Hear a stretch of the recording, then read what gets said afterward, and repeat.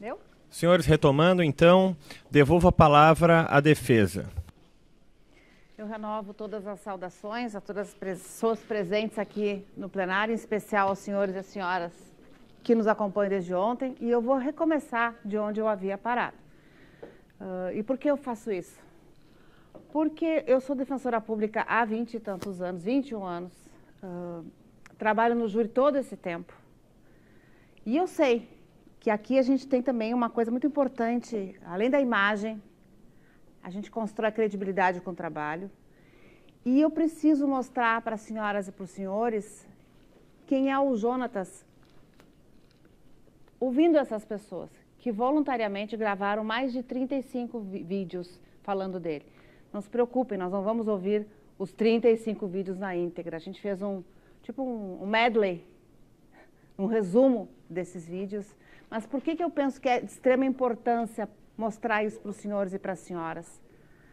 Porque, além de vocês precisarem conhecer quem vocês vão julgar, a questão de que se o Jonatas é ou não membro de uma organização criminosa, voltada para o crime organizado, voltado para o roubo de carros, porque ele teve um fato criminoso pelo qual ele foi. E eu não estou dizendo que isso não importa, claro que importa. Eu não estou dizendo que o sentimento daquelas pessoas que perderam sua propriedade não tem valia. Sim, eu não estou dizendo que ele não cometeu um crime. Ele cometeu um crime, ele foi processado, ele foi condenado, ele cumpriu a pena que ele tinha que cumprir. Mas ele jamais foi membro de uma organização criminosa ou membro de uma quadrilha de assalto, de roubo de carro. Ele cometeu esse erro na vida dele. Por fraqueza, por desespero, por ganância. Seja qual for o motivo, ou sejam todos eles reunidos, mas isso é passado na vida desse rapaz. E foi um único fato. A partir dali, antes disso e depois disso, só o que o Jonatas fez na vida dele foi trabalhar. E quando eu me deparo perante a sociedade que vai julgar essa pessoa, eu penso sim que é importante que vocês saibam disso, que essa informação, sim, é relevante. Para que vocês conheçam também a pessoa que vocês vão julgar. E quando vocês forem colocar na urna o voto, sim ou não, que vai selar o destino do Jonatas, vocês levem em consideração isso também. Porque, primeiro, ele já não é um guri. Ele é um homem que tem um filho, que tem uma família, que tem compromissos. E segundo, uma condenação aqui vai além da pessoa dele. Eu conversava com o Dr. João Olímpio, já vamos começar, Gaspar, só um pouquinho. Eu conversava com o Dr. João Olímpio no intervalo e ele me falava de Tiradentes, que sofreu, não só ele, toda a família dele sofreu. Aliás, sofreu por ser familiar. E é uma história que se repete aqui. O Jonatas está nesse processo porque o Eliseu é irmão dele. Porque quem matou, quem estava junto na cena de abordar o Eliseu ali na Rua Hoffman com o General Neto, era o irmão dele. Então é importante que vocês saibam quem é o Jonatas. E a gente colheu vários depoimentos e eu vou mostrar só alguns, rapidamente. Vou pedir a paciência de vocês para escutarem e se perguntarem por que tantas pessoas voluntariamente prestariam esses relatos se ele fosse realmente uma pessoa que não merecesse esse crédito. É a sociedade de Porto Alegre que vai decidir se ele merece esse crédito. Sim. Vocês estão cansados? Sim. Mas eu vou pedir só mais um pouquinho de paciência. E a gente vai recomeçar de onde a gente terminou, porque o tempo não permitiu que a gente mostrasse tudo. E não vou mostrar todos, são só alguns. Por favor, Gaspar. O Jonatas já faz alguns anos, tanto ele como a sua esposa. Foi daí que a gente parou.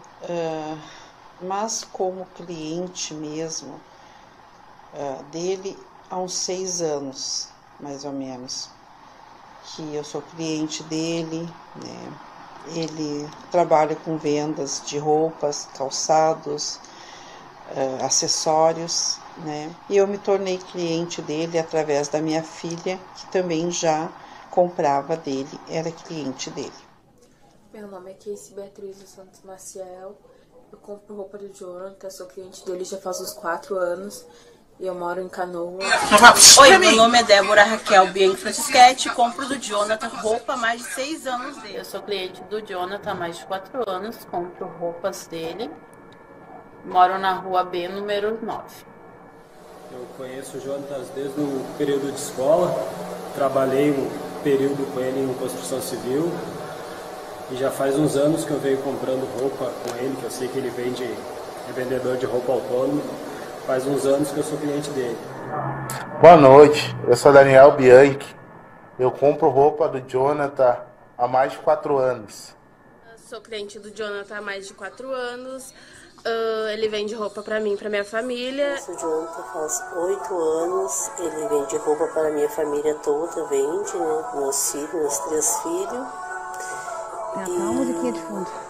Sempre eu conheci ele vendendo e vende até agora, né? Quando eu preciso eu ligo para ele vende tênis, bolsa, cinto. Conheço o Jonathan há mais ou menos uns 4 anos e meio, né, que eu faço São Paulo compras toda semana, e o Jonathan é um passageiro que sobe para comprar as coisas deles, ele vende, acho que ele não tem loja física, acho que o Jonathan é aqueles que bota a mercadoria no carro e sai vender nos bairros da cidade, lojas, vizinho, parentes. Boa tarde, meu nome é Brian, eu compro roupa há muitos anos do Jonathan. Ele vende de porta em porta. É um cara bom de trabalho. Quando eu cheguei na empresa, ele já trabalhava lá. Fui muito bem recebido, me ajudou bastante na questão do trabalho, coisa que eu não sabia, né? Muita coisa eu não sabia, ele me ajudou bastante aí. É um cara bom de trabalho, trabalha em equipe sempre. Um cara bem quisto na empresa aí pelos colegas. E saiu por uma dificuldade que a empresa teve aí de financeira, começou a atrasar salários. Ele trabalhava na secagem, na fábrica na empresa que fazia manutenção das máquinas de secagem de grão. Conheço o Jonathan há mais ou menos uns 7 ou 8 anos. Ele é vendedor autônomo. Eu sou cliente dele nesses anos todos. Uma excelente pessoa, cara família, um paizão, e trabalha, batalhador, sempre na luta. Eu admiro muito. E vem na minha casa, tem total confiança comigo. Ele vende roupa, trabalha com roupa, sempre vendeu para nós, sempre compramos dele. E ele é um cara que trabalha, corta o dinheiro dele, trabalhando honestamente. Estou aqui para falar um pouquinho do ex-colega de serviço, trabalhou comigo de 2013 em diante, até pouco tempo atrás. Colega Jonathan Pompeu Gomes, o cara que sempre trabalhou correto na empresa, correto com os colegas. Sou cliente do Jonathan, tem 5 anos, eu compro roupas dele, fazem 5 anos já. Conheço o Jonathan, ele vende roupas, eu conheço ele ali da clínica em Sapucaia, onde minha sogra também estava internada, e eu compro roupa dele. Conheci ele como sempre, um cara sempre trabalhador. E ele me atende há vários anos aqui, uns 10 anos já. É um cara trabalhador, é um cara direito, né? Tem a índole dele é muito boa. Obrigada, Gaspar. Senhoras e senhores, quando a gente tem um fato que é submetido ao processo perante o tribunal do júri, ele tem uma fase. E alguns princípios vigoram durante a tramitação do processo no júri.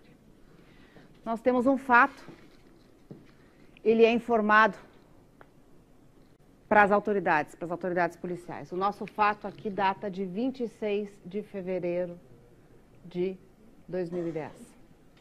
A partir dessa notícia, desse boletim de ocorrência, dessa ida das autoridades até a cena do fato, dessa coleta dos indícios que encontraram na cena do fato, da oitiva das pessoas que presenciaram alguma coisa, que ouviram os tiros, da oitiva das pessoas que estavam no culto, da oitiva do vendedor de cachorrinho quente que ficava na esquina da Hoffman com a Cristóvão, começa uma investigação.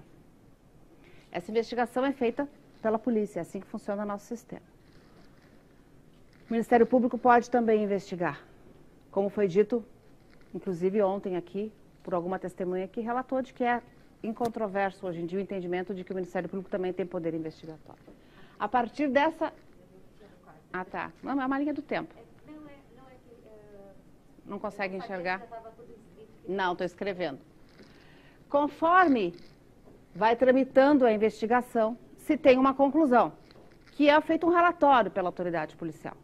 Esse relatório é distribuído para o fórum e foi falado tudo isso. Minha preocupação aqui como eu tenho jurados que estão começando, é mostrar a sistemática, o rito do processo. Porque eu não tenho também só aqui pessoas com formação em direito, tem gente que não tem formação jurídica. Para entender o rito. A partir do momento em que a autoridade policial conclui a sua investigação, assodadamente ou conforme entendeu que era o caso, não vou entrar nesse juízo de valor, ele remete para o fórum e é distribuído. Aqui nós temos um inquérito policial que foi relatado e distribuído pelo delegado Bolívar. A partir daquela informação, aquele relato, o Ministério Público entendeu que precisava de outras diligências. E pode fazer isso. Entendeu que não era caso de denunciar, que precisava fazer outras diligências e requisitou, a doutora falou um número, mais de 17 diligências à autoridade policial. E também tomou para si ouvir algumas pessoas. Foi isso que aconteceu nesse processo. A polícia investigou, ouviu pessoas, fizeram a cena do fato, veio o auto de necropsia no cadáver, colheram os depoimentos, fizeram as investigações que entenderam cabíveis, opinaram pela sua experiência, aquilo tudo que os delegados falaram, a arma usada, local que era, carro que era avisado, a forma como a vítima foi atingida, e concluíram que se tratava de um latrocínio. Remeteram para o fórum. A Promotoria de Justiça, que é a titular da ação penal no nosso sistema, funciona assim. O delegado pode opinar de um jeito e a promotoria entender que não é aquilo, e é assim que funciona. Achou que era precipitada aquela conclusão.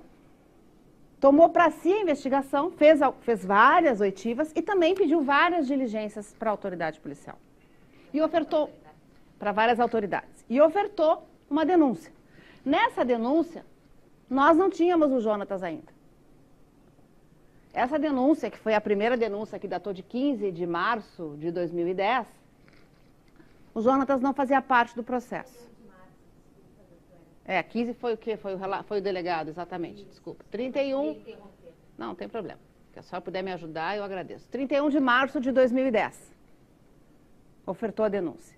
O Jonatas não constava ainda como acusado no processo. Nós tínhamos uma denúncia que já fazia menção de que o entendimento por parte do Ministério Público de que era um crime de mando. Já se tinha informação de quem eram aquelas pessoas que estavam lá, quem era que estava dirigindo, que o Ministério Público apontava como sendo o que dirigia o veículo, o que estava junto, o que atirou no secretário Eliseu. Eram acusados de serem os executores. Já se tinha também identificação de 2 ou 3 pessoas que o Ministério Público apontava como mandantes. Essa denúncia foi recebida no dia 1º de abril, como disse o doutor Marcos, de 2010, e o processo andou. Nesses pedidos de diligências que a doutora fez, ou no meio dessa situação aqui, surgiram 2 informações. E é aí que o Jonatas entra no processo. A primeira delas. Nós temos um relatório que está na folha 219 e 220 do processo físico, e eu não sei qual é o evento do EPROC, tem, sei lá, não sei quantos mil eventos no processo eletrônico.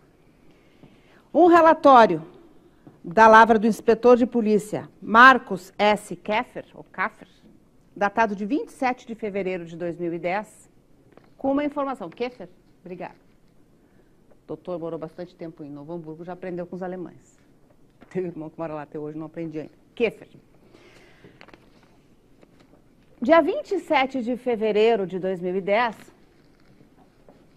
antes da oferta da denúncia, da primeira denúncia, veio aos autos esse relatório, que diz o seguinte: informa a Vossa Senhoria que em diligências referentes ao BO número tal, o qual trata em tese do homicídio de Eliseu Felipe dos Santos, foram procedidas as seguintes diligências. 1. Foram encaminhadas equipes para os hospitais da capital e região metropolitana, visando verificar-se eventuais entradas de baleados em nosocômios. Estavam querendo saber se alguém tinha chegado baleado, porque tinham vestígios na cena do fato de que alguém, além da vítima Eliseu que morreu, tinha sido atingida. Ainda na madrugada do dia 27 do corrente, foi verificado a entrada de um baleado no hospital de pronto-socorro de Viamão, o qual atende pelo nome de Diego Mariose Nunes dos Santos, RG número tal, com ferimentos por disparo de arma de fogo no abdômen e perna esquerda.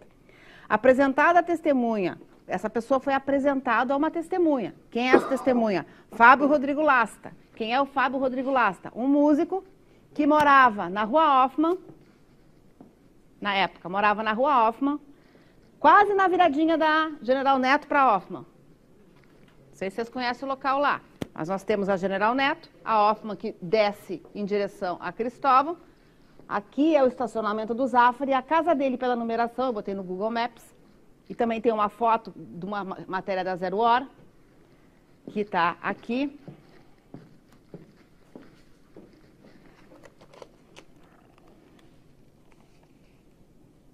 Não está aqui, essa é do Nilton. Mas o endereço informado por essa testemunha seria uma testemunha que teria condições de identificar alguém. Esse é o Nilton, estou errando os endereços. Onde é que eu estava? Aqui. Apresentaram a testemunha Fábio Rodrigo Lasta, não reconheceu o indivíduo como um dos delinquentes envolvidos no fato. Então, esse rapaz que entrou baleado lá em Viamão, mostraram para a testemunha, e disse, não, isso aí não é parecido com aqueles que eu vi de relance. Salienta-se que Fábio, ao que tudo indica, foi quem melhor viu os indivíduos recalcitrantes. Durante a realização deste relatório, esse Fábio morava na Cristóvão Colombo. Durante a realização deste relatório, chegou ao conhecimento a entrada de indivíduo baleado no Hospital São Camilo, no município de Esteio. Oportunidade me serão devolvidas diligências visando coleta de informações do informe. Verificamos que o paciente, Eliseu Pompeu Gomes, que entrou baleado no Hospital São Camilo em Esteio, em 26 de fevereiro de 2010, sofreu um assalto na rua Frederico Ozanam. Por quê? Porque o Eliseu ia. A gente tinha essa informação, a promotora já tinha falado, registrou que tinha sido vítima de um assalto, para justificar que ele tinha sido baleado. Para ele ser atendido no hospital, alguém chega baleado no hospital, tem que fazer um registro de ocorrência. Como é que o senhor foi baleado? Ah, eu fui vítima de um assalto. Ele fez esse registro, foi quando ele deu entrada no hospital. Verificamos que o paciente Eliseu Pompeu Gomes, em 26 de fevereiro de 2010, sofreu assalto na rua Frederico Ozanam, bairro Centro de Esteio, por volta das 22h15, conforme o boletim de ocorrência número tal. Então, a polícia foi procurar. Bom, esse senhor foi baleado, esse cidadão, um guri, foi baleado lá em Esteio. Registraram um assalto. Em contato com o PM Dilmar, que foi chamado ao Hospital São Camilo, a vítima teria revelado que indivíduos em uma motocicleta o teriam abordado. Vítima Eliseu. Vítima de um suposto assalto. Eliseu Pompeu Gomes. Eliseu, irmão do Jonatas.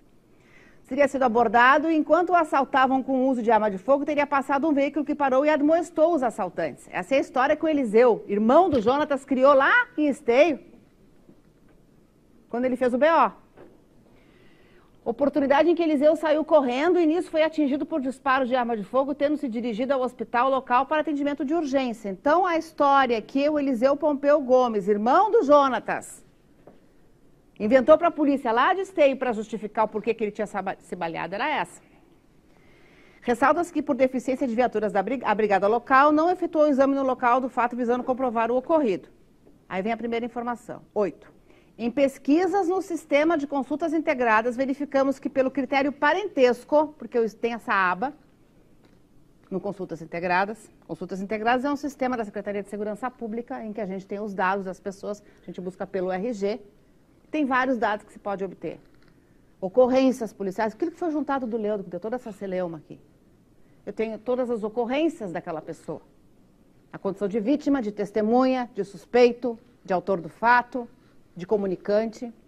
Pode-se buscar também, se a pessoa foi presa, todo o histórico dele de cumprimento, enquanto preso, onde estava quando foi preso, quando é que entrou, quando é que saiu, por que entrou, por que saiu.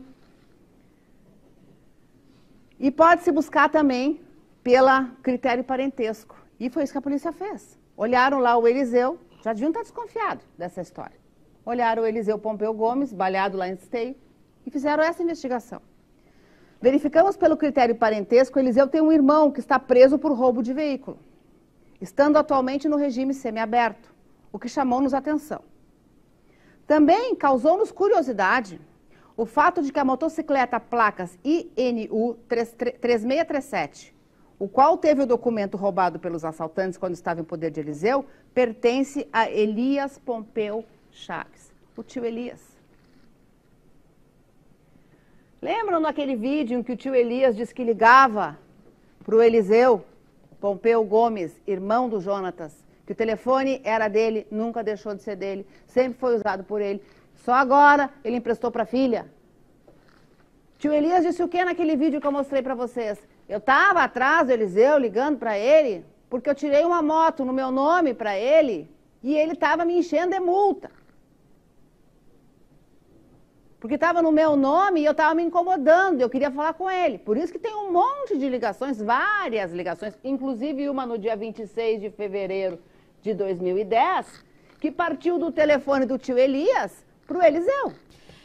Doutora, se me permite uma parte, são 3 multas, uma de 2008 e 2 de outubro de 2009. Bom, por que em fevereiro, por que dezembro, janeiro e fevereiro ele não ligou?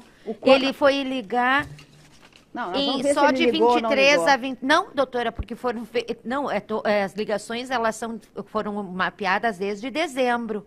E as 3 únicas ligações que tem são de 23 a 26 de dezembro. Antes disso, foram mapeadas desde dezembro pela polícia. Porque talvez o tio Elias só cansou de esperar que o Eliseu aparecesse e desse conta da história em janeiro.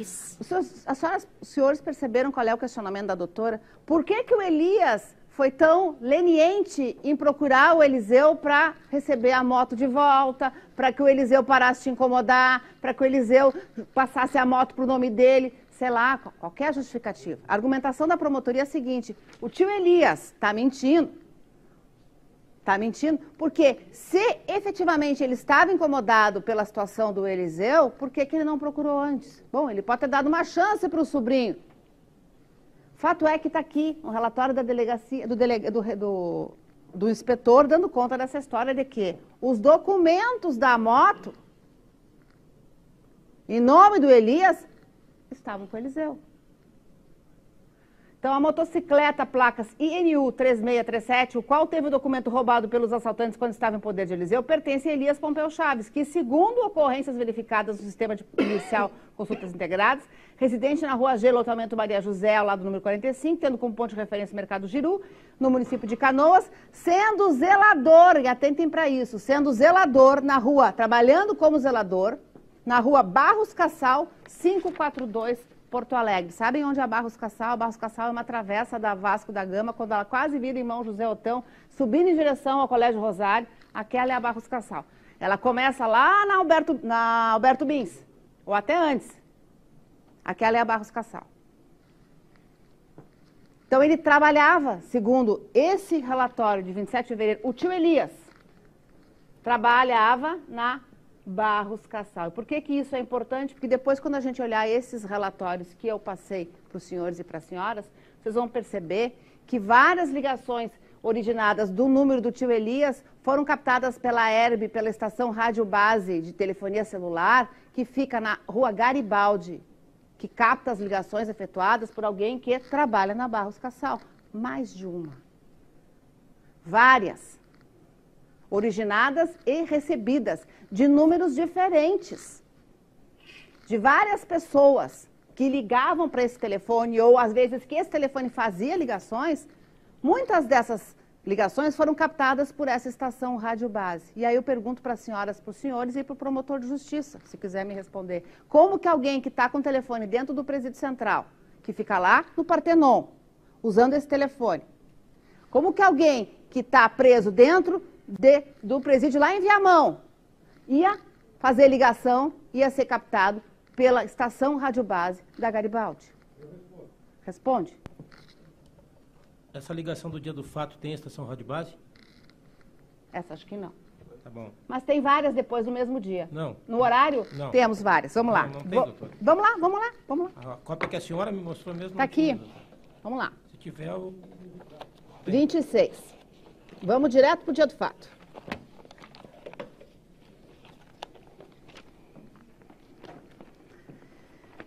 Esse relatório, 26 está na folha, na numeração de vocês, 83.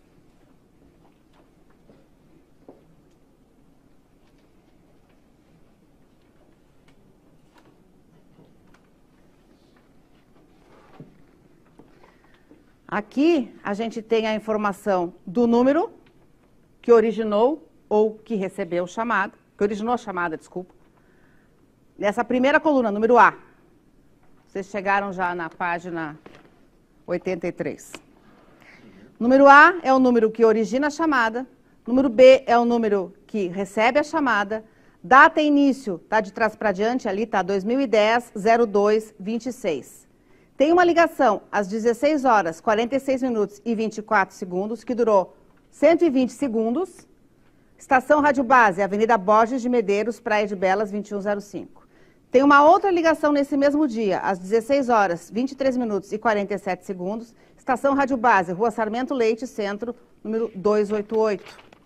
Tem mais, no dia 26 de fevereiro de 2010. Continuamos aqui na página... Doutora. Fala, doutor.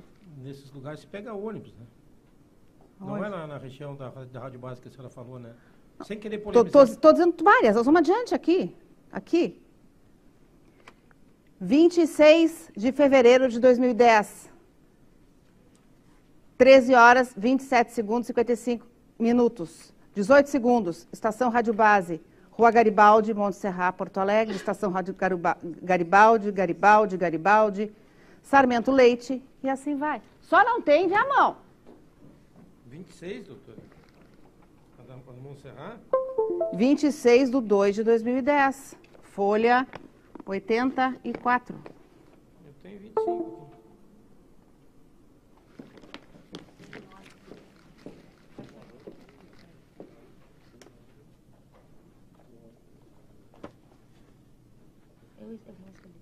Tá? Eu tô cego, tô velho, tô cego, tô no enxergo também. Mas antes, no período em que o Jonatas estava preso no Presídio Central, ele ficou preso no Presídio Central, e eu parei aqui a linha do tempo ainda, porque essa questão foi provocada, e isso é muito importante. Porque a acusação diz o quê? Que a participação do Jonatas nesse fato foi chamando alguém, o irmão dele, recrutando o irmão dele, para ser o executor. Diz mais, que ele fez isso usando um telefone de dentro do sistema carcerário. Essa sempre foi a acusação. Inclusive, se investigou o telefone, que a autoridade policial, no relatório, disse que era o telefone vinculado ao Jonatas, que sempre foi do tio Elias, que estava no nome do tio Elias, desculpa. Isso que o delegado Bolívar fala no relatório. Está no nome do Elias, mas é usado pelo Jonatas. A partir daí, o Ministério Público pede, vamos fazer o cruzamento de todos esses telefones. Cruzamento do telefone do Renato, do Marcelo Pio, do Eliseu, do Fernando, do Jonatas. Vamos ver que se alguém falou com alguém, quando falou e de onde falou. Pena que a gente não tem, e isso é pena, que a gente não tem aqui para mostrar para os senhores e para as senhoras os áudios. Porque aí eu não teria dúvidas que essa voz sempre foi do tio Elias. E talvez a gente ouvisse: ô Eliseu, resolve a história da minha moto, porque eu não aguento mais receber multa. Eu esperei 1 ano e tu não fez nada. Talvez se a gente tivesse os áudios da interceptação, que estão no Guardião, como disse o doutor Marcos, teriam que estar, mas que a doutora pediu, é verdade, e que não vieram para o processo. E que um outro advogado que defendeu o Correio também pediu, e que não veio para o processo. Se perdeu essa prova. Não se tem essa prova. O áudio. Aí o Gaspar está mostrando o quê? Ah, o mapa. Aproxima ali um pouquinho só, Gaspar, se puder. Não.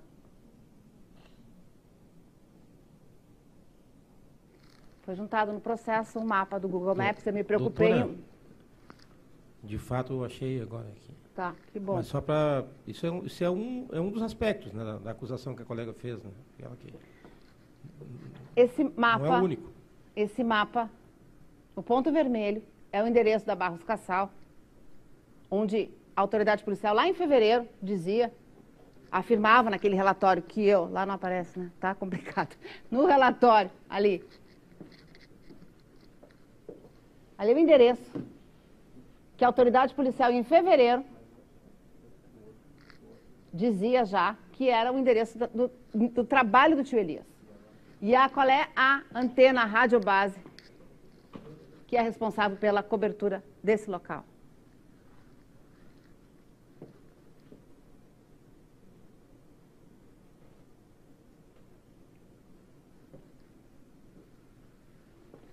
Claro, estação Rádio Base, Rua Garibaldi. Um pouquinho mais para cima só. Garibaldi. Claro, estação Rádio Base, Rua Garibaldi. As ligações telefônicas feitas por esse telefone do tio Elias partiram, muitas delas, no dia do fato, daquele endereço.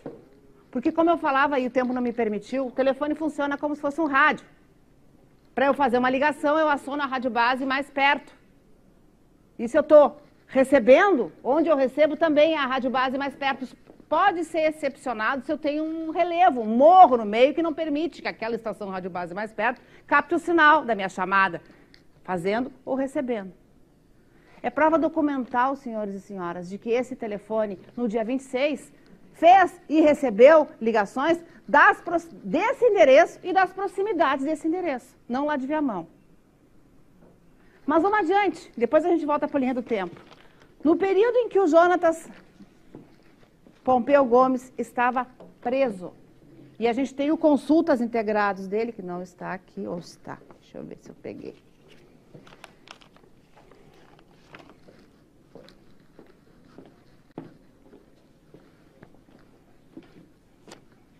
Isso é o Consultas Integradas, para quem não conhece ainda.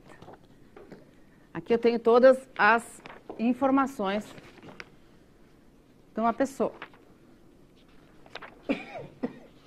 Tem quem visita no presídio, tenho as ocorrências, tenho foto, frontal, quando é preso, foto da carteira de identidade.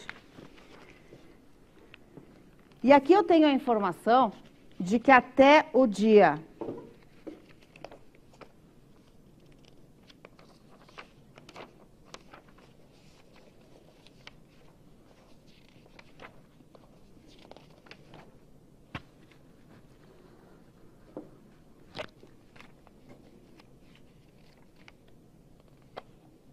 23, pelo menos a última visita, 23 de janeiro de 2010, no interior do Presídio Central, Sônia Gomes visitou o Jonatas.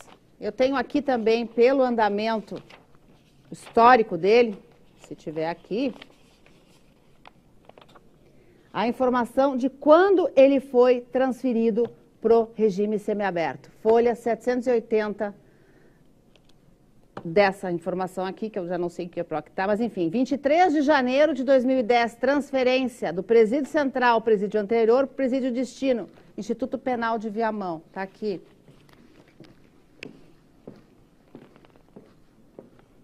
Então, a partir do momento, e agora eu vou pedir para os senhores e para as senhoras voltarem lá para o processo de Gravataí, a partir do momento em que o Jonatas é condenado, ele respondeu o processo de Gravataí preso. Então, antes disso, a partir do dia 1º de abril de 2009, foi o roubo lá em Gravataí. A denúncia está aqui. 1º de abril de 2009, por volta das 21h10, na rodovia estadual RS 118, quilômetro 11, via pública, bairro Costa de Piranga, Gravataí, o denunciado Jonatas Pompeu Gomes subtraiu para si uma motocicleta Honda NX4 Falcon, de cor azul, pertencente à vítima Márcia Adriana, em comunhão de vontades e conjugação de esforços com 2 indivíduos não identificados.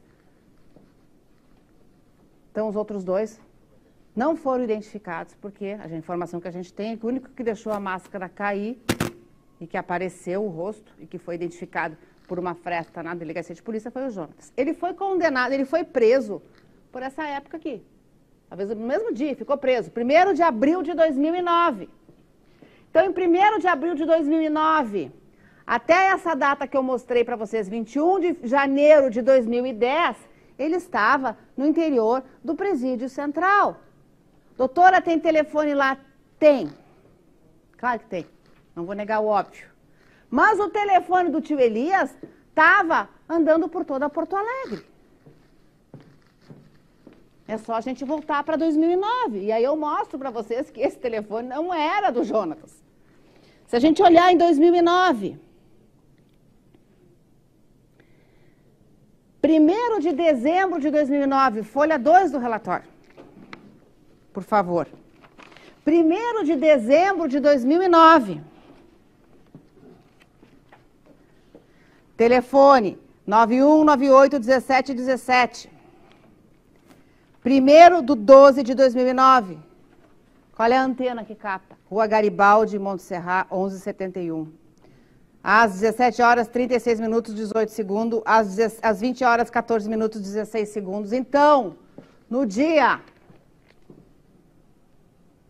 1º de dezembro de 2009, quando o Jonatas estava preso no presídio central, lá na Rócio, estão usando esse telefone. E qual é a estação rádio base? A da Rua Garibaldi. É documento. E por isso que eu brinquei, botei no quadro. Ele tinha o plano fidelidade. Qual é o plano fidelidade? Ele está preso, alguém vai no presídio central, leva um celular para ele usa o celular lá dentro, aí alguém sai, leva o celular, no outro dia alguém vai lá na Barros Cassal, faz uma chamada e leva para ele de novo dentro do presídio. Aí no outro dia ele sai, vai lá, não sei aonde, faz uma chamada e alguém volta para dentro do presídio. Existe isso? E pior, quando ele progride para o semiaberto, ele não quebra o chip, ele bota no bolso e como ele tem um plano de fidelidade, aí vai a ironia, ele vai para o semiaberto com o mesmo telefone. Esse telefone que vincula, segundo a polícia, o Jonatas ao fato, é o telefone do tio Elias, que trabalhava na Barros Cassal, que fazia ligações na Barros Cassal, que eram captadas pela antena da Garibaldi, em 2009, em 2010, em dezembro de 2009, em janeiro de 2010, em fevereiro de 2010, e que ligou para o Eliseu Pompeu Gomes, irmão do Jonas, aos 26 de fevereiro de 2010, durante o dia todo. Algumas dessas ligações foram captadas pelas antenas. Então, senhores e senhoras, me perdoe. Vamos voltar aqui à linha do tempo. Um certo momento veio esse relatório, dando conta do Eliseu, que o Eliseu tinha um irmão que estava condenado cumprindo pena,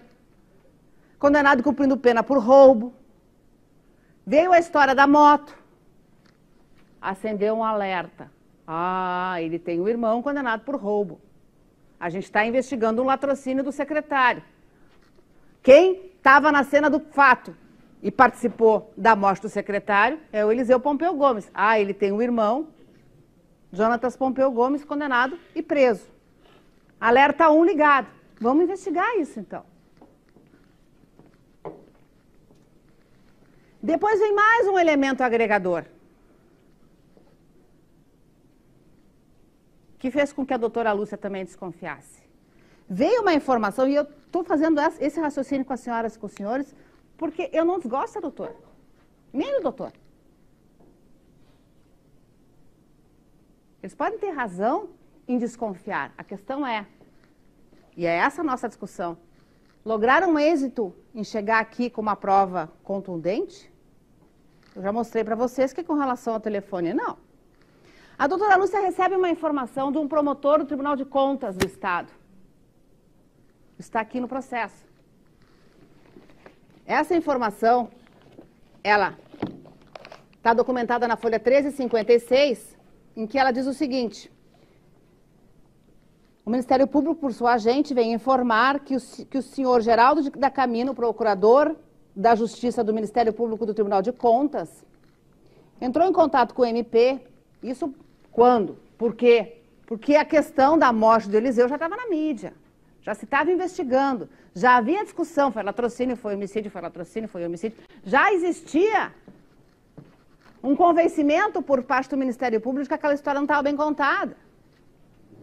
E aí o colega da doutora que trabalha no Tribunal de Contas faz um contato com o MP e diz, eu tenho aqui uma informação, que Jonatas Pompeu Gomes, irmão de Eliseu Pompeu Gomes, trabalhou na empresa Reação Vigilância e Segurança Limitada, que pertence ao Jorge Renato e é gerenciada pelo Marcelo Pio. Então, ainda em razão dessa informação, que deve ter vindo por telefone, por e-mail, sei lá, do promotor do Tribunal de Contas, ela pediu que fosse oficiada ao INSS para que remetesse o comprovante de que Jonatas Pompeu Gomes trabalhou na Reação. E veio.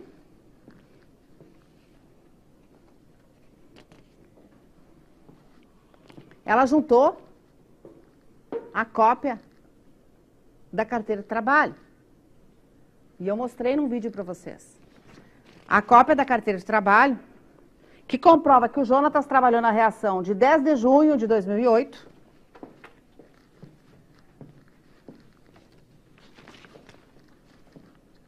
10 de junho de 2008 a 15 de julho de 2008. Então, eu tenho aqui ainda indícios que me fazem pensar, um dos guris metidos nesse rolo aí é o Eliseu Pompeu Gomes. Nós já fizemos DNA, ele foi contar uma lorota lá em Esteio que tinha sido baleado numa moto, nós já descobrimos que a moto está no nome do tio dele, fizemos confronto de DNA, os achados genéticos que tinha lá na cena do fato são dele, então eu tenho certeza que ele esteve lá e que levou um tiro. Eu vou lá consultar e ele tem um irmão. E esse irmão está condenado por roubo. Está cumprindo pena. 1 mais 1, 2. Tem um promotor do Tribunal de Contas que me disse que esse rapaz trabalhou. Vamos ver quanto tempo ele trabalhou. Aí vem a informação. E aí que eu peço que os senhores e as senhoras comecem a pensar, bom, se 1 mais 1 era 2 até então, 2 mais 2 continua sendo 4, 4 mais 4 continua sendo 8, nós temos um caminhar do processo aqui. Porque a partir do momento em que vem essa informação de que o cidadão trabalhou numa empresa por 35 dias, eu já tenho que parar e pensar e me perguntar, mas se eu vou vou arquitetar um homicídio de um secretário do município, que as pessoas, todo mundo fala que andava armado, que não era manso, que não era burro. Eu vou chamar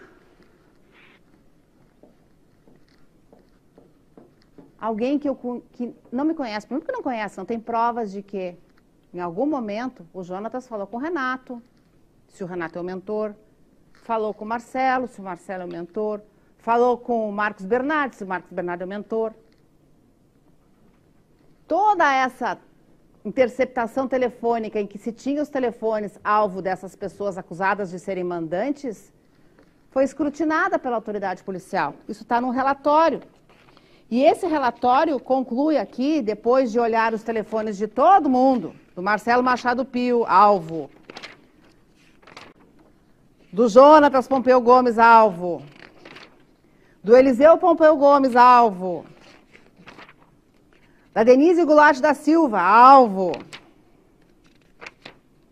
do Paulo Rogério da Silva, alvo, do Robinho, alvo,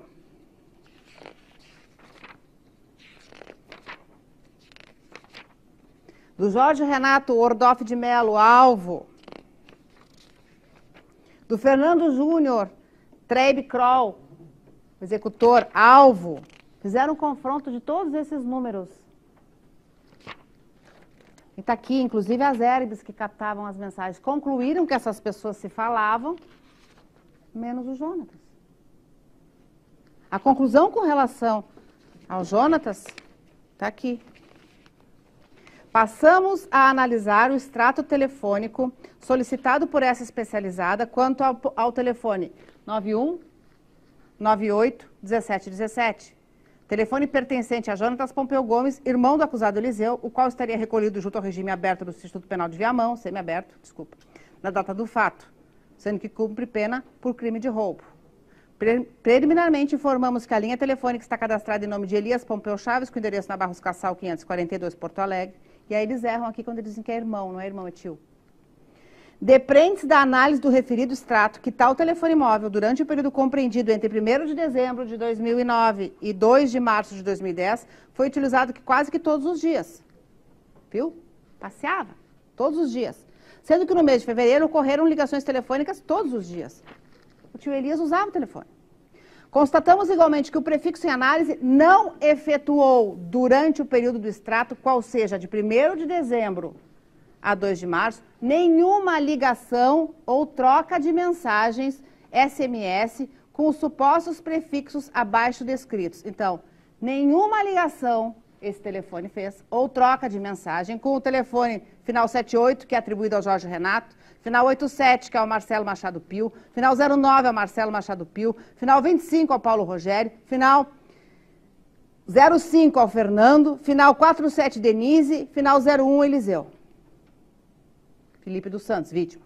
Entretanto, constatamos ligações deste prefixo para os telefones. Por que eles botam o telefone da vítima aqui? Porque algumas dessas pessoas que estavam sendo investigadas falaram com a vítima também. Entretanto, constatamos ligações deste prefixo para os telefones de Eliseu Pompeu Gomes. Ligou para o telefone final 92 do Eliseu, celular, e para o telefone fixo, casa da mãe do Eliseu. É o tio Elias ligando para a casa da mãe do Eliseu.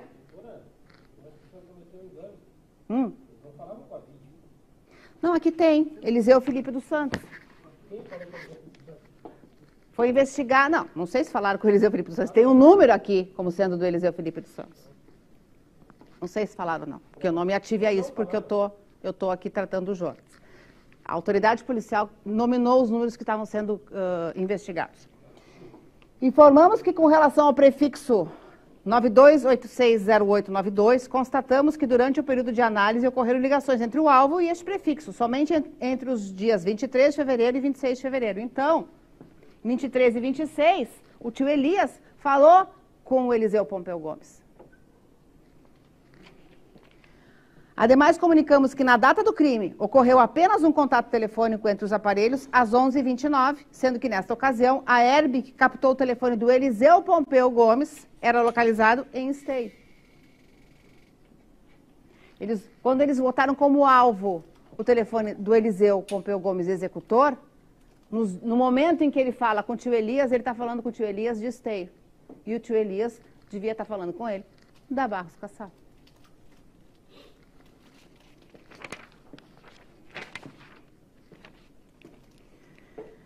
Igualmente, constatamos uma ligação, e aí eles mostram a Herb. Igualmente, constatamos uma ligação para o prefixo 34601169, o qual seria o da residência de Eliseu Pompeu Gomes. Este contato se deu em 16 de dezembro de 2009, às 12 horas e 14 minutos. Informamos ainda que o celular de Jonatas Pompeu Gomes foi monitorado via interceptação telefônica por 15 dias, sem quaisquer... E aqui tá o pecado. Aqui...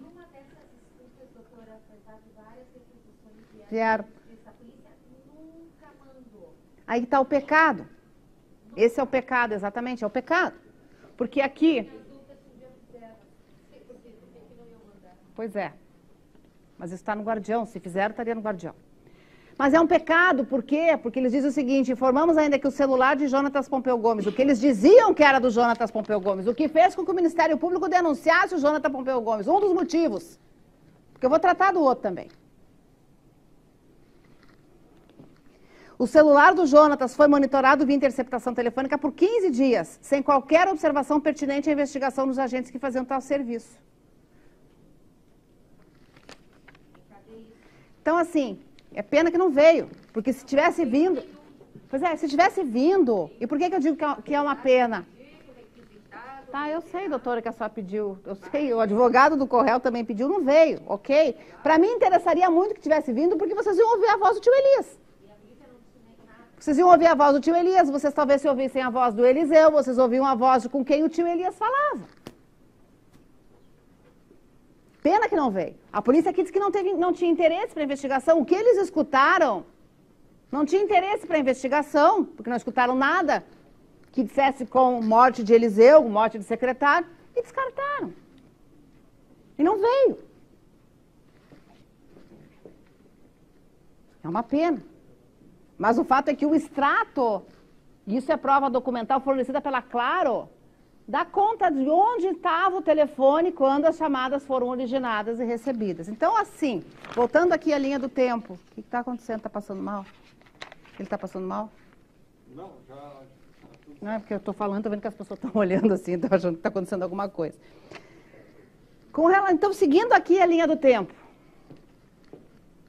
a gente tem uma denúncia, um juízo de possibilidade que foi recebida. A gente tem um aditamento com juízo de possibilidade. Por conta do quê? Dessas informações que depois foram esclarecidas. Esse extrato que vocês têm. Por conta dessa suspeita, por conta do Ministério Público de Contas, eu tenho juízo de possibilidade. A partir dali, começa a instrução do processo. O que veio a reforçar essa possibilidade? Nada. Pelo contrário, veio um extrato que sucumbe com essa possibilidade. Qual é o outro elemento que, segundo a acusação, vincula... Quer que eu pare um pouquinho? Não. Vincula o Jonatas ao fato. Qual é a outra alegação? E como é que eu sei que é essa alegação? Porque o Ministério Público, quando pediu a prisão preventiva do Jonatas, fundamentou os motivos pelos quais pedia a prisão preventiva e aqui refere a forma de participação que ele imputa. Eu sei que está tarde, mas eu vou pedir só mais um pouquinho de atenção de vocês. Tem um monte de gente caminhando aqui atrás, é complicado, mas eu estou pedindo só mais um pouquinho. O Ministério Público, quando pede a prisão do Jonatas, por ocasião de que ofertou o aditamento, ele diz o quê? Que ele é irmão do Eliseu. E afirma, portanto, que por ser irmão do Eliseu, ele é o elo de ligação entre os executores e os mandantes.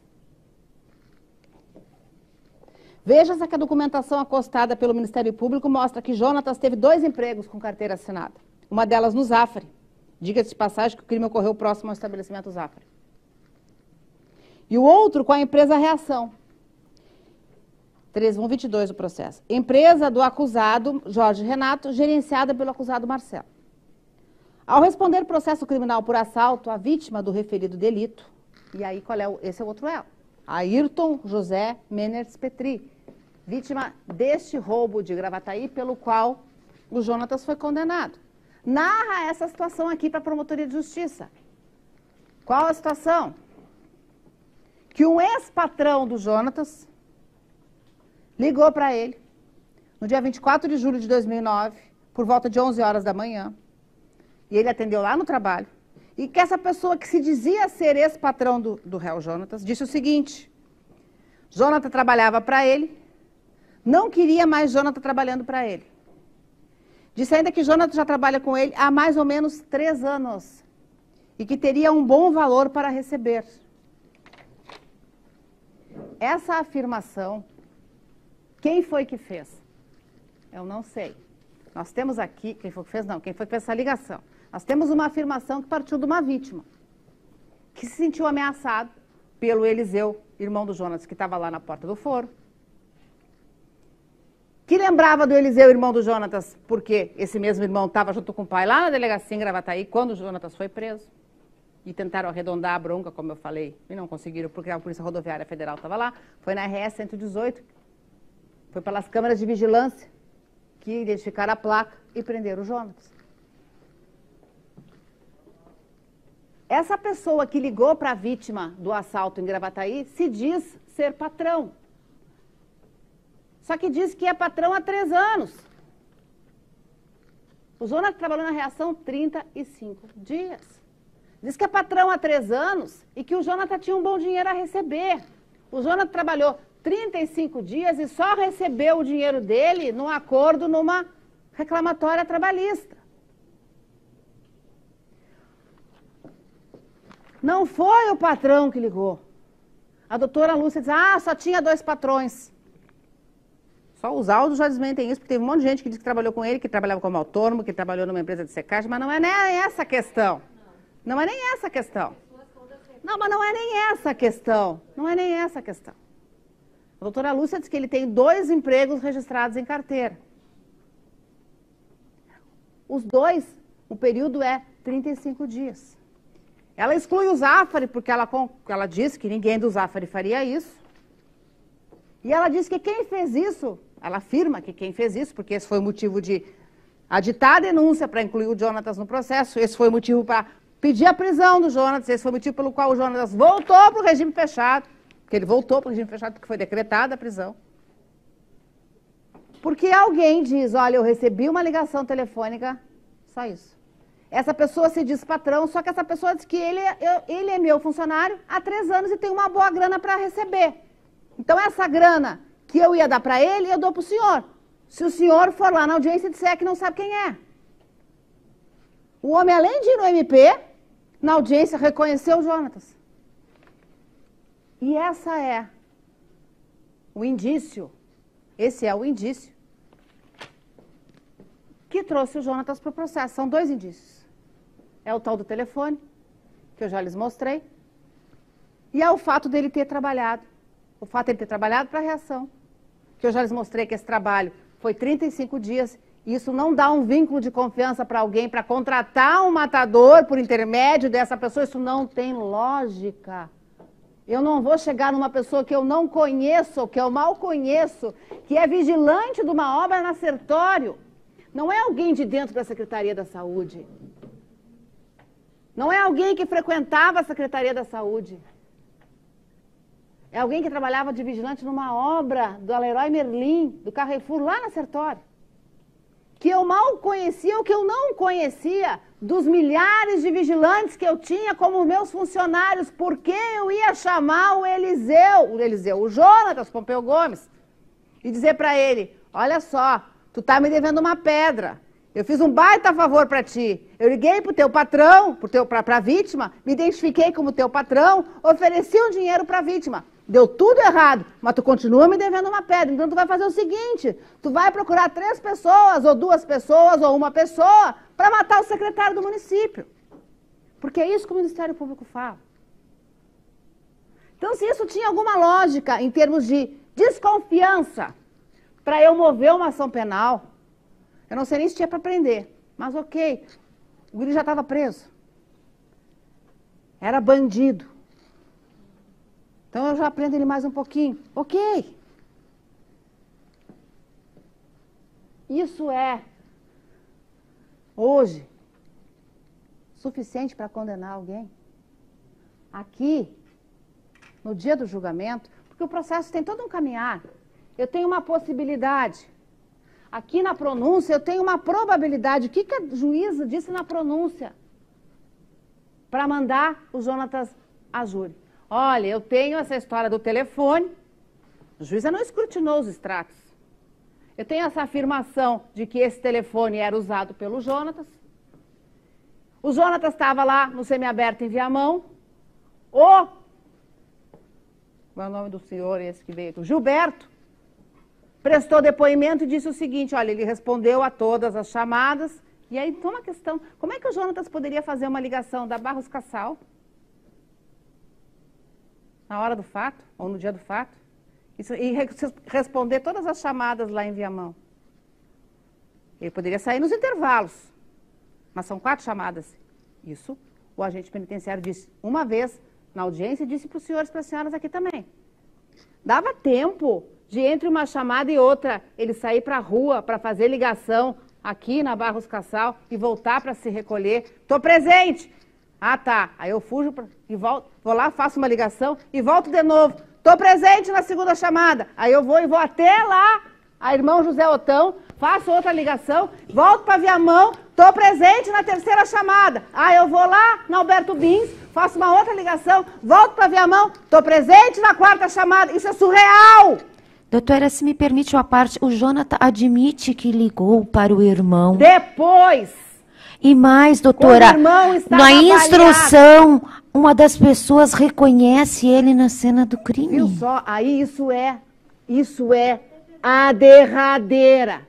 Essa é, e aí eu vou dizer uma coisa, aí a senhora me entristece. Com todo o amor que eu tenho no meu coração, aí a senhora me entristece. O Ministério Público jamais acusou o Jonatas de ser executor, de estar na cena do fato. O pedido de prisão, os quesitos, são todos feitos em cima da acusação. E a acusação é: qual foi a participação? Intermediar e depois qual é? Prestar socorro, trocar os curativos, ajudar para ele não precisar voltar para o hospital. Hoje veio esse primor. No apagar das luzes veio esse primor. Que nós vamos conversar sobre ele também, eu não tenho medo. Nós vamos enfrentar, só que me entristece. Entristece a senhora, a pessoa que estava na cena do crime reconheceu o réu, é isso? Nós vamos falar sobre o reconhecimento. Foram colocados todos os acusados. Me entristece porque o Jonatas nunca se defendeu desse tipo de argumento. Os quesitos não tratam ele estava com tipo defesa nessa audiência e, inclusive, quando você pediu a pronúncia, constou isso? Sim, constou. Doutores, eu vou intervir aqui. Eu li a acusação pro Jonatas e... Certo, eu li a acusação pro Jonatas e não consta essa forma de participação dele. Vamos seguir.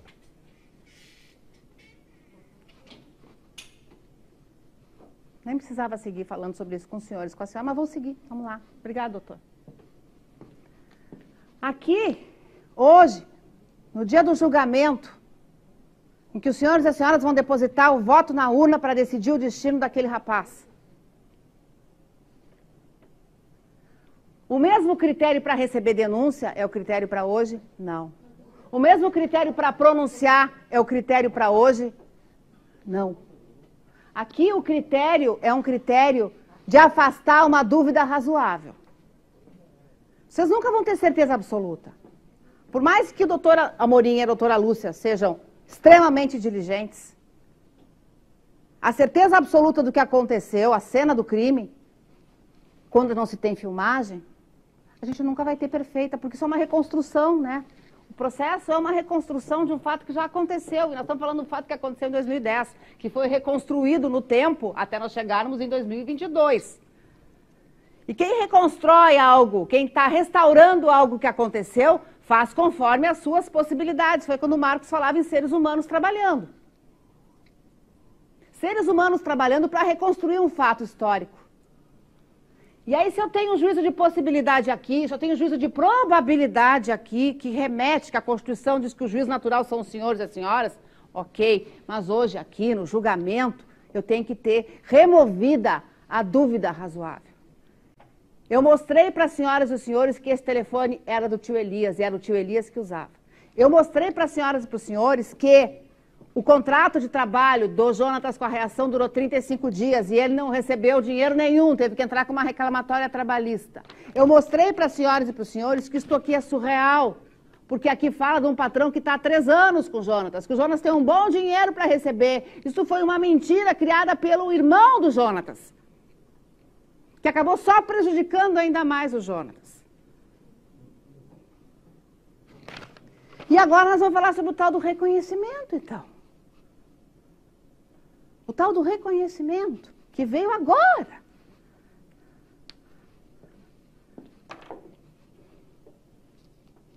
Newton Luiz Pakulski Grilo. 27 de fevereiro de 2010. Residente na rua Hoffman, 746. Esse é o que mora na Hoffman. Com relação aos fatos referentes à comunicação de ocorrência número tal, declara que é testemunha do fato, que na data do fato estava em sua casa, na sala, do lado de dentro. Viu pela janela da frente que um carro Vectra branco parou de frente à sua casa. A casa dele, como eu dizia para vocês, é do lado do Zafari, do lado oposto onde estava o carro estacionado do secretário. Virando a General Neto, pouquinho mais para lá, é até hoje, porque eu fui lá ontem, o templo da Assembleia de Deus. Viu pela janela da frente que um carro Vectra branco parou de frente à sua casa, descendo 2 elementos, olhando para todos os lados. Desconfiou porque os cachorros começaram a latir. No outro lado da rua estava um Corolla prata, com algumas pessoas dentro, e a vítima estava fora do carro, se despedindo do pessoal da igreja. Essa é a cena que ele narra.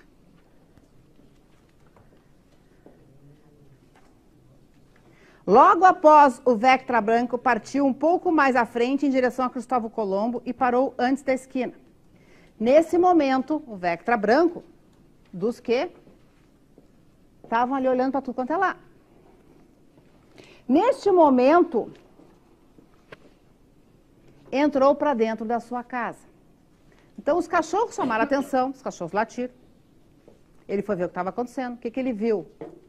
Um carro passar, os caras olhando para tudo, descerem 2 do carro, ficaram olhando para tudo quanto é lado. Tem um Corolla parado do outro lado, com gente dentro, alguém fora, conversando com o pessoal que estava por ali. Esse Vectra branco desce e para mais abaixo um pouquinho. E aí ele entra para dentro de casa. Logo após, ouviu uns 5 tiros ou 6 antes de sair de casa, quando olhou pela janela, vendo um elemento de camiseta comprida branca e calça escura, alto cabelo preto, com uma arma atirando na vítima. Distante desta, 1,5 metros. O outro elemento estava com uma arma na mão e viu seu comparsa atirar na vítima e descia caminhando em direção ao Vectra. Que o elemento que atirou na vítima efetuou 2 disparos, um superior e outro inferior. Viu quando a vítima caiu após ser alvejada e viu a vítima sacar uma arma da cintura e não ouviu a vítima dar tiros, foram 7. Que não saiu de casa e ligou para a polícia. Perguntado, respondeu: primeiro um Vectra estacionou de frente à sua casa com a frente do carro para Cristóvão Colombo. Hoffman estacionou na frente, em direção a Cristóvão Colombo. Do banco de trás, lado para a rua, saiu os elementos que foi, e está o plural também ruim aqui, a concordância, que foi em direção à vítima e a matou. Do carona do veículo desceu outro elemento, camiseta preta comprida, calça escura e cabelo preto, em torno de 1,70 m, 1,75 m, que viu de costas e de lateral. Após ver os elementos saírem do carro, voltou para dentro de casa. 30 segundos depois, ouviu de 5 a 6 tiros. Olhou pela janela e viu os elementos de camiseta clara disparar a distância curta dos 2 tiros na vítima. Que os 2 elementos correram para dentro do carro Vectra branco, não sabe qual certo, qual modelo, que estacionou logo abaixo. Então, o que ele disse que viu? Primeiro ele sai, os cachorros estão latindo, ele vai ver o que está acontecendo. Viu o Vectra? Talvez tenha desconfiado daquilo. E por que nós vamos ver por que talvez ele desconfiou disso? No depoimento judicial dele. Viu o Corolla. Viu que tinha gente dentro. Viu que tinha alguém fora. Botou para casa. Ouviu os tiros. Olhou. Prestem atenção. Ouviu os tiros, olhou. Quando eu volto para olhar, estão atirando no secretário. Já nos traz uma informação de que talvez quem tenha atirado antes tenha sido o secretário. Não, doutora. Se ele olha... Doutora, desculpe. Mas eu estou interpretando. Essa questão não interessa para a senhora, né? Não, a senhora mas estou interpretando só. Não, ele disse que primeiro eles atiram no secretário, doutor. E a propósito, não sei se foi essa testemunha que disse. Primeiro 2 tiros de 38 e depois os outros tiros. Chegaram atirando nele, doutora. A senhora não precisa entrar nessa seara. Tem razão. Logo após ouvir uns 5 ou 6 tiros antes de sair de casa. Quando olhou pela janela, vendo o elemento de camiseta comprida branca atirando na vítima. É verdade? Em penitencio. Olhou pela janela e viu os elementos de camiseta clara disparar a distância curta. Que os 2 elementos correram para dentro do carro Vectra branco, não sabe qual certo, qual modelo, que estacionou logo abaixo. Os indivíduos embarcaram e foram em direção a Cristóvão, não sabendo qual direção pegaram, pois ficou preocupado com a vítima. Esse é o depoimento dessa testemunha. Ela volta. Porque essa é a testemunha que a doutora disse que reconhece o réu. Ela volta para depor. Tem como a gente botar aí?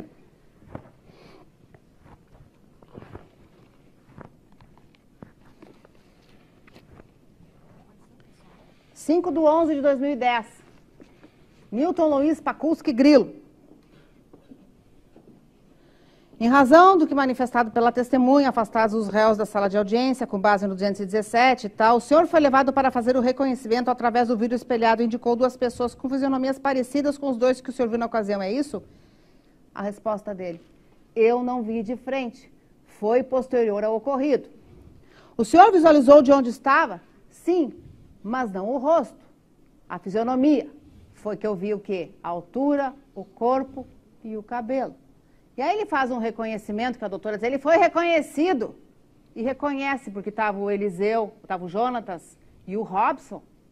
Ele reconhece o Jonatas... Estavam todos os réus, doutora. Ele reconhece o Jonatas como sendo alguém desses que ele viu de lado, de costa, correndo. Só que a gente tem uma prova de DNA que quem estava lá era o Eliseu, e são irmãos. Mas mais do que isso, são irmãos. Nós temos uma prova sanguínea de DNA de quem estava lá era o Eliseu.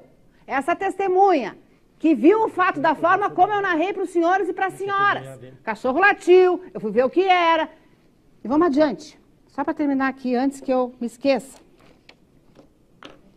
Tinha iluminação pública, folha 7554. O juiz pergunta, só para esclarecer, o senhor disse que morava na esquina, e como era 26 de fevereiro, por volta das 21h25, era noite já? A testemunha responde sim, era escuro já. Tinha iluminação pública? Pergunta o juiz, ou a juíza. Ali é pouca, nós estamos falando em 2010, hein? Não em 2022, como eu fui lá ontem. 2010 ele diz o quê? Tinha iluminação pública? Pergunta a juíza. Ali é pouca. Tem muitas árvores. Ali é um local frequente de roubo de carros, de assaltos a pessoas. Tem muitas residências, muitas senhoras que moram ali. Ali nunca foi um lugar seguro.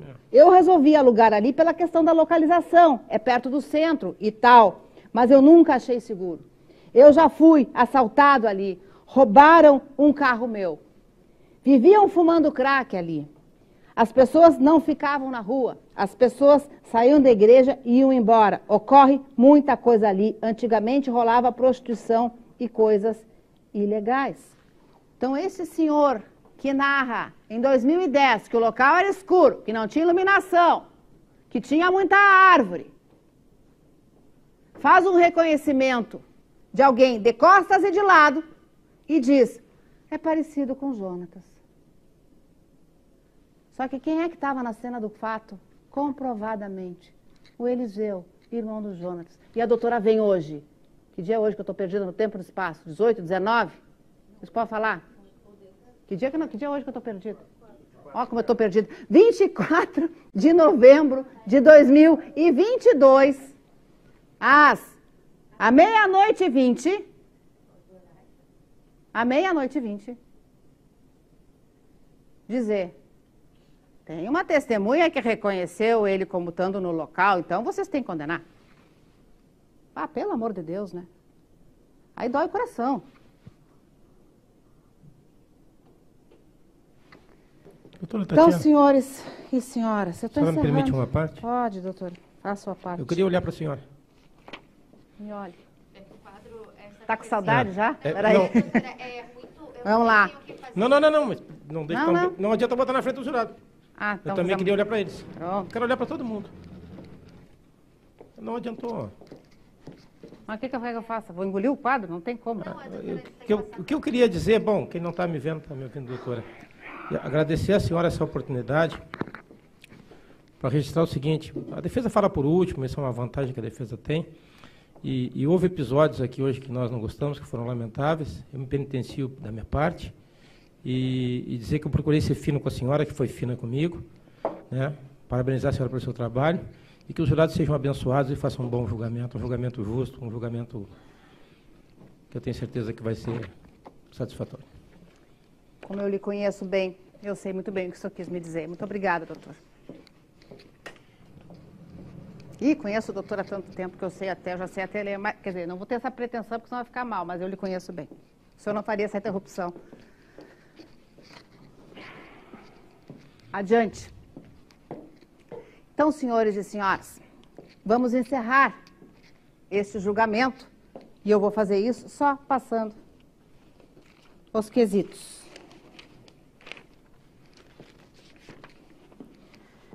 Com relação ao Jonatas Pompeu Gomes, a gente tem um fato só. E a discussão está travada no segundo e no terceiro quesito. O primeiro quesito pergunta sobre a existência do fato. 26 de fevereiro de 2010, por volta das 21 horas e 25 minutos, na Rua Hoffman, esquina com a Rua General Neto, bairro Floresta, nesta capital, em via pública, Eliseu Felipe dos Santos foi vítima de disparos de arma de fogo que lhe causaram as lesões apontadas no auto de necropsia constantes às folhas 902 a 921, causa de sua morte. Aqui me parece que não tem discussão. A existência do fato foi nesse local, foi essa hora, ele morreu disso. Sim. Segundo e terceiro quesito. Está todo mundo exausto, não é nem cansado, é exausto. Primeiro vocês vão julgar o Marcelo. Depois vocês vão julgar o Jonatas. Então, assim, atenção redobrada, eu estou pedindo. Quando forem perguntados se o acusado Jonatas Pompeu Gomes concorreu para a prática do fato na medida em que auxiliou na organização da prática delitiva, indicando Eliseu Pompeu Gomes para a execução do homicídio, fazendo contato com Eliseu, bem como mantendo os contatos necessários para que esse recebesse, após o crime, atendimento discreto, após ser ferido no local do crime? É não, porque nós estamos no dia do julgamento. Se isso era possível aqui, se isso tinha um nível de probabilidade aqui, porque a Constituição diz que vocês são juízes constitucionais da causa, pelo amor de Deus. Não é possível aqui.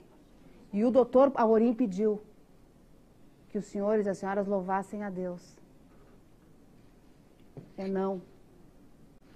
Terceiro quesito, porque o juiz é obrigado a fazer essa outra pergunta, porque é assim que está admitida na pronúncia. O acusado Jonatas Pompeu Gomes concorreu para a prática do fato na medida em que manteve os contatos necessários para que Eliseu Pompeu Gomes obtivesse êxito em sua fuga, bem como prestando apoio moral e solidariedade na prática da empreitada criminosa, nos âmbitos da acusação, nos limites da acusação. É não, senhores e senhoras. Deixem aquele rapaz que cometeu um erro na vida dele, pelo qual ele já cumpriu, que vende roupa de casa em casa, que tem filho pequeno, que passou mal essa noite. Porque ele foi vendo os outros julgamentos. E ele estava com medo, nervoso. Porque ele não fez isso. Porque ele não participou disso. Porque ele trabalhou 35 dias nessa famigerada reação. Coloquem não na urna, no segundo e no terceiro quesito. Aqui está a resposta da negativa de autoria, que é a tese que eu disse desde o início, que era a minha discussão aqui. Negativa de participação. Negativa de participação no Jonatas neste evento. Que está se discutindo se é latrocínio ou homicídio. Mas é a negativa de participação que eu venho sustentar desde o início. Esse rapaz não participou disso aqui. Tinha corrupção na secretaria, tinha corrupção envolvendo a reação, tinha caixa 2, tinha propina. Tinha. Tinha envolvimento da vítima? Eu acho que tinha. Acho. Ele morreu por conta disso? Eu tenho muitas dúvidas. Eu, o doutor, os delegados, porque a gente acha que isso foi um assalto mal sucedido. Mas, de qualquer forma, senhores e senhoras, o Jonatas não participou disso. A prova do processo atesta que esta possibilidade e probabilidade ruiu, porque eu lhes mostrei. Não tem nenhum elemento a autorizar que se diga que ele estava no local do fato, que se diga que antes do fato ele ligou para alguém para combinar, seja com os mandantes, supostos mandantes, seja com os supostos executores. Ele estava preso no presídio central e depois em Viamão. Não tem nenhuma ligação nem do presídio central e nem de Viamão. Então, só se vier agora a afirmação de que foi por sinal de fumaça. E está todo mundo exausto, eu não vou fazer esse tipo de brincadeira essa hora. Muito obrigada. de coração pelo empenho dos senhores e das senhoras, pela atenção de vocês, pelo serviço prestado aqui. E eu vou fazer minhas palavras do Dr. Eugênio. Com a consciência tranquila, com Deus e amor no coração, com senso de responsabilidade da missão que vocês exercem. Digam não ao segundo e ao terceiro. E oportunizem que esse rapaz continue a viver a vida dele. Muito obrigada, doutor. Lhe devolvo a palavra. Certo, então, obrigado. Estão encerrados os debates e agora nós partiremos para a aquisitação. Tá? Então, a sessão fica suspensa, vamos à sala secreta e retornamos a seguir. Sessão suspensa. Senhores, peço que todos fiquem de pé para a leitura da sentença.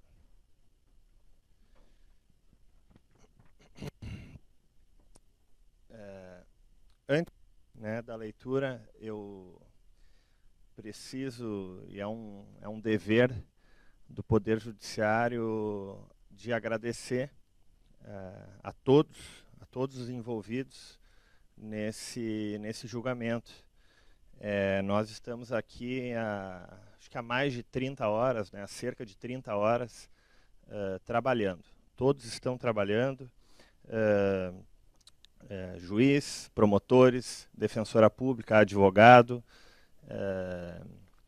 todos os servidores, pessoal da segurança, o pessoal que nos garante a transmissão, porque o julgamento é de interesse público, os atos são públicos, essa é a regra no Estado Democrático de Direito. Então, especialmente os jurados que eu antes falava, hoje foi feito, ontem, e agora nós já estamos, na verdade, entrando o terceiro dia, né? Já são aí 15 para as 2 da manhã do dia 24, iniciamos esse julgamento no dia 22, e os jurados se sacrificaram muito. É um dever cívico, mas casos como esse exigem um esforço muito maior, então fica esse meu agradecimento. Fica também um agradecimento pessoal pela grandeza desses trabalhos e que, enfim, muito me orgulha trabalhar com profissionais dessa envergadura. Fiz esses agradecimentos antes de tudo e também quero que fique consignado que, independente de minha parte, enquanto membro do Poder Judiciário, que exaltações, elas são proporcionais à complexidade e à dificuldade dos casos. Então, a minha compreensão é essa sobre o caso. Eu passo, então, à leitura da sentença. Os acusados Marcelo Machado Pio e Jonatas Pompeu Gomes foram pronunciados e submetidos a julgamento pelo Tribunal do Júri. O primeiro sob a imputação da prática dos delitos previstos no artigo 121, parágrafo 2º, incisos 1, 3, 4 e 5. Artigo 180, caput, 311, caput, artigo 347, parágrafo único, e artigo 288, parágrafo único, todos do Código Penal. E o segundo, apenas pelo delito de homicídio qualificado.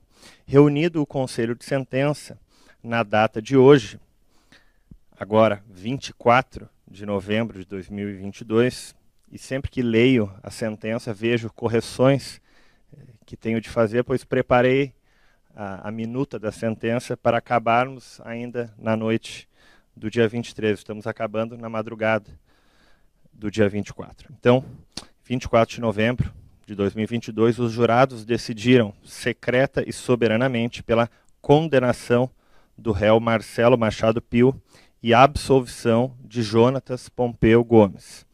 Em conformidade com a decisão, julgo parcialmente procedente a pretensão punitiva estatal e declaro condenado o réu Marcelo Machado Pio conforme pronúncia e declaro absolvido o réu Jonatas Pompeu Gomes com fundamento no artigo 386, inciso 6º do Código de Processo Penal. Dosimetria da pena. Marcelo Machado Pio, homicídio qualificado. Culpabilidade do réu, entendida como a reprovabilidade social da conduta. Ultrapassa em muito o ordinário.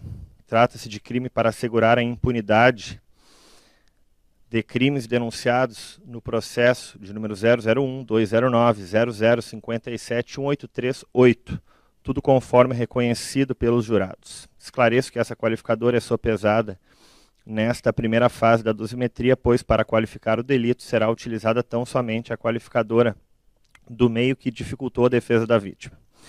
Acerca dos antecedentes, o acusado registra 2 condenações definitivas pelo cometimento do crime de porte ilegal de arma de fogo, autos do processo 205.00.288.34.9, o que será sopesado apenas na segunda fase de aplicação da pena, e pela prática do delito de receptação, processo 208.00.567871, o que será considerado para a fixação da basilar. No que diz com a conduta social, que se refere ao papel que o indivíduo exerce na sociedade, não foram produzidos maiores elementos. Acerca da personalidade, igualmente, não há suficientes elementos para análise. As circunstâncias do crime são graves.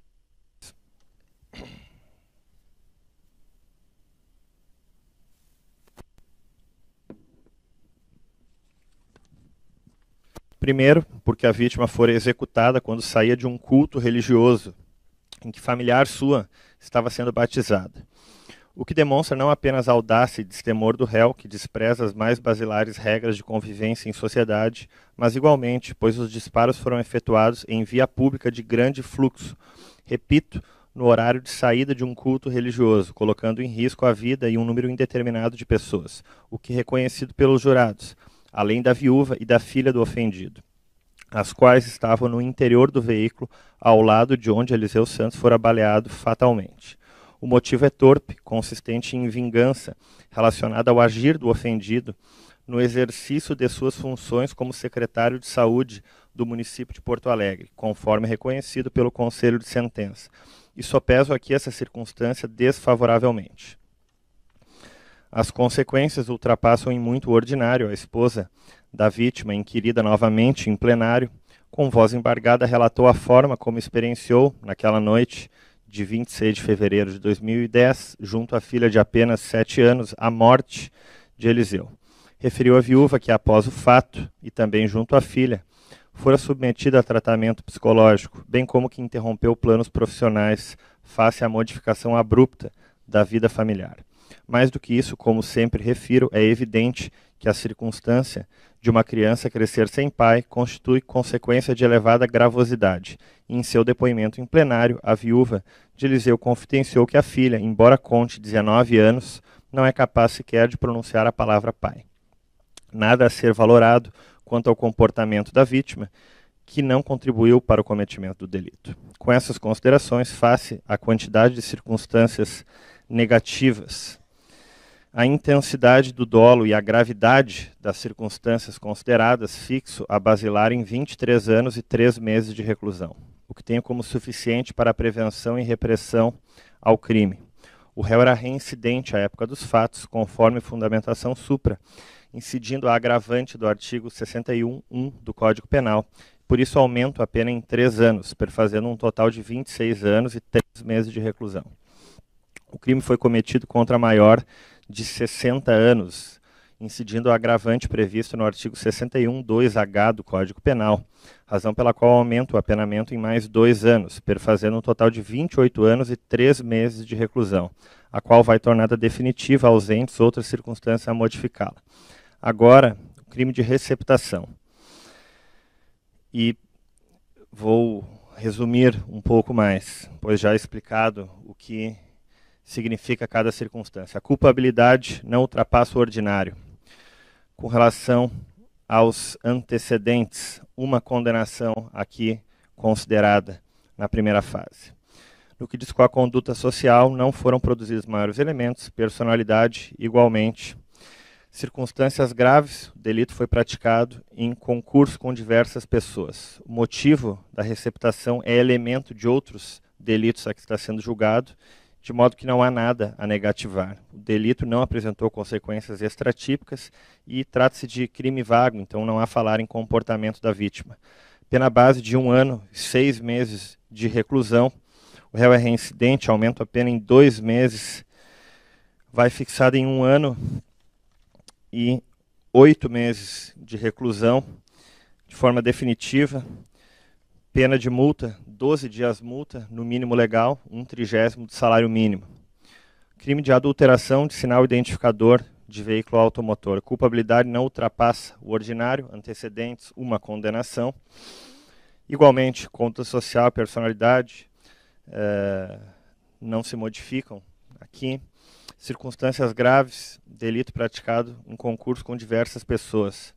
O motivo consiste na execução do grave delito de homicídio qualificado constante do primeiro fato da sentença, tendo resultado demonstrado que a adulteração do automóvel fora levada a efeito com a única e exclusiva finalidade de utilizar o veículo clonado no homicídio de Eliseu Santos.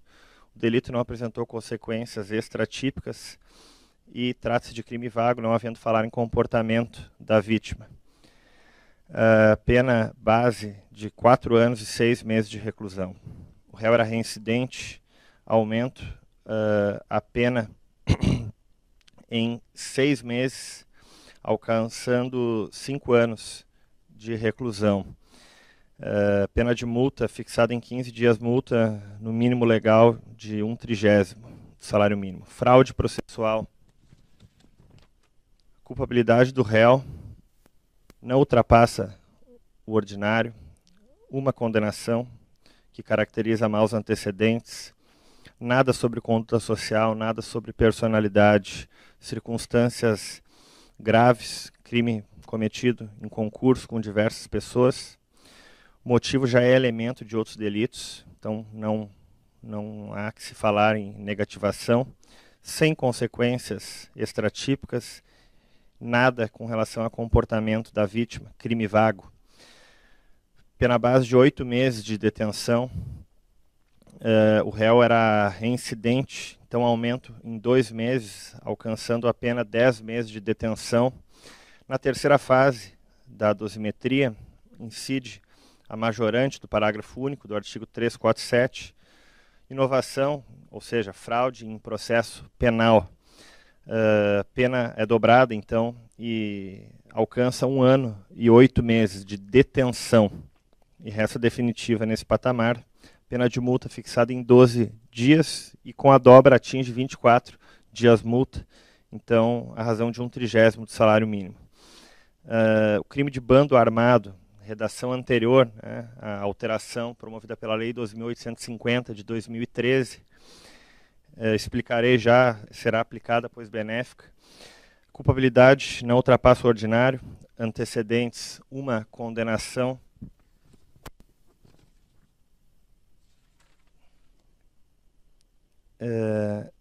Uma condenação. Acabou a sentença aqui. Só um momento. A última. Um pouquinho mais que a última, né? Uhum.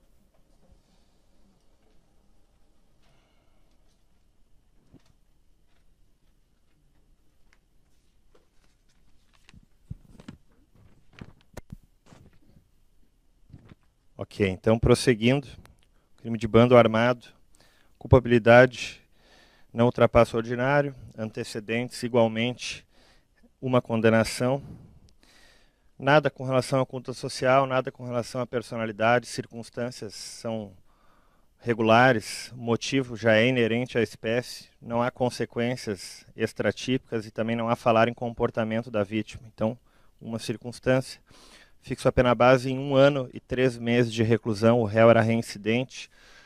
Aumento a pena em 2 meses, alcançando 1 ano e 5 meses de reclusão.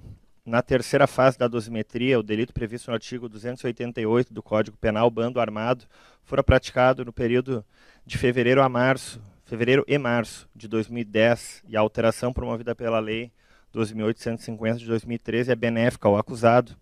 A majorante do parágrafo único traz um apenamento menor, aplicando-se a retroatividade da lei penal benéfica, razão pela qual incide o aumento até a metade e não mais em dobro. Portanto, elevo a reprimenda ao patamar de 2 anos, 1 mês e 15 dias de reclusão, que vai tornada definitiva, ausentes outras circunstâncias a modificá-la. Nos termos do artigo 69 caput do Código Penal, considerando que os delitos autônomos foram praticados mediante mais de uma ação, somadas as penas atingem 35 anos e 15 dias de reclusão, 1 ano e 8 meses de detenção e 51 dias multa, à razão de 1/30 do salário mínimo. Considerando a reprimenda aplicada, o regime inicial de cumprimento é o fechado, nos termos do artigo 33, parágrafo 2º-A do Código Penal, destacando-se que nos termos do artigo 76, a pena de reclusão, por ser mais gravosa, deve ser executada em primeiro lugar. A detração pelo período em que permaneceu segregado provisoriamente na espécie não tem o condão de alterar o regime inicial de cumprimento. Nos termos do artigo 492.1-e do Código de Processo Penal, não concedo ao réu Marcelo Machado Pio o direito de apelar em liberdade. A lei determina que a pena igual ou superior a 15 anos de reclusão impõe execução imediata, e a lei se presume constitucional, devendo ser aplicada neste Estado, pelo menos até que o egrégio órgão especial desta Corte, em atendimento à norma extraída do artigo 97 da Constituição Federal, afaste o regramento legal. Espeça-se mandado de prisão. Não obstante o decreto da execução imediata da condenação com a prisão do acusado em plenário, indefira o pedido de decretação da sua prisão preventiva, pois compareceu a esta sessão plenária, embora ciente do entendimento aplicado por este magistrado no primeiro juizado da primeira vara do júri da capital, bem como porque considera que os noticiados envolvimentos em fatos delituosos posteriores são insuficientes à decretação da cautelar. Custas pelo réu pela metade, ausentes os requisitos dos artigos 44 e 77 do Código Penal, inviável a substituição da pena privativa de liberdade por restritiva de direitos, ou a concessão da suspensão da pena. Deixo de fixar indenização mínima, pois ausentes elementos suficientes a tanto, sentença lida e publicada em plenário, restando os presentes intimados. Senhores, a sessão está encerrada, desejo boa noite a todos e bom descanso. É isso. Obrigado.